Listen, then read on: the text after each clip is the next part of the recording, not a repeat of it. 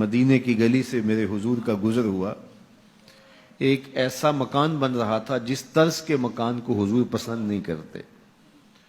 تو پوچھا یہ کس کا مکان ہے؟ کہا فلاں انصاری کا. حضور گزر گئے. کسی نے اس کو جا کے بتایا حضور تیری گلی سے گزرے تھے، تیرے مکان کو دیکھا، شاید حضور کو پسند نہیں آیا. چہرہ بتا رہا تھا حضور کا کہ تیرا مکان اچھا نہیں لگا. انہوں نے کدال لیا اور مکان زمین کے برابر کر دیا. چند دن کے بعد حضور کا پھر گزر ہوا تو دیکھا کہ مٹی کا ڈھیر پڑا ہوا ہے، ملبہ پڑا ہوا ہے. کہا اس شخص کو بلاؤ. بلایا گیا. کہا میں گزرا تھا، تیرا مکان بن رہا تھا، اب مٹی کا ڈھیر پڑا ہے. حضور میں نے گرا دیا. فرمایا کیوں؟ عرض کی سنا تھا آپ کو پسند نہیں، سنا تھا آپ کو پسند نہیں. میں اور آپ اپنے اندر اترے اور دیکھیں ہمارا کیا کیا حضور کو پسند نہیں. محمد دی زیارت محمد دے رنگ وچ اے ٹھگ بازیاں جانے پیارا محمد صلی اللہ علیہ وسلم. جب ان کے ہوئے تو پھر اپنی خواہش رہی کہاں؟ اپنی رضا کو محبوب کی رضا میں فنا کر دینے کا نام ہی تو محبت ہے. تیرے ہندیاں سندیاں محبوبہ میں کافر ہواں جے میں ہواں، اپنی نفی کرنے کا نام ہی تو محبت ہے.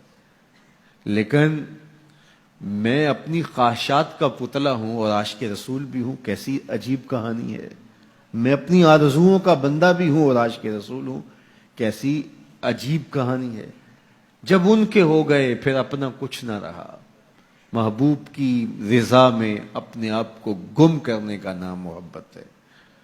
جب ان کے ہوئے تو پھر زندگی کا جمال، زندگی کا نور نصیب ہوا، زندگی کی حقیقتیں ہاتھ آ گئیں. میں عاشق رسول کہلاتا ہوں، حج اور عمرے بھی کرتا ہوں.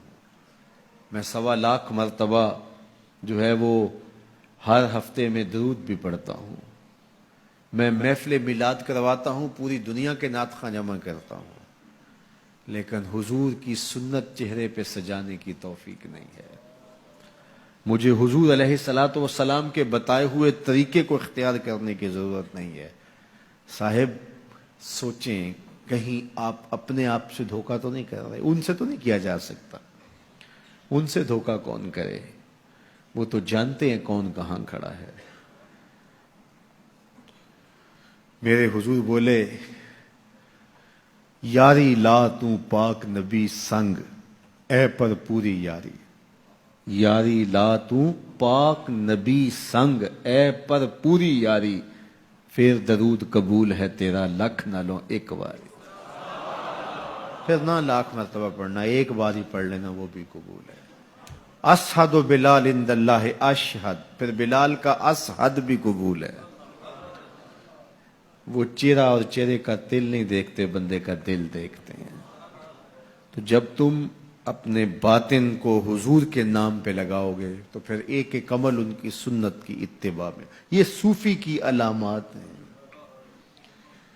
رنگ برنگے کپڑے پہن لینے سے صوفی نہیں بنتا. مختلف رنگوں کے پٹکے باندھ لینے سے صوفی نہیں بنتا. صاحب بھنگ گھوٹ کر پینے سے صوفی نہیں بنتا. ڈھول کی تھاپک پر ناچنے اور رقص کرنے سے صوفی نہیں بنتا. مختلف تصوف کی اصطلاحات کو یاد کر لینے سے صوفی نہیں بنتا. محمد عربی کی غلامی سے صوفی بنتا ہے. حضور کی چوکھٹ کی فقیری سے صوفی بنتا ہے.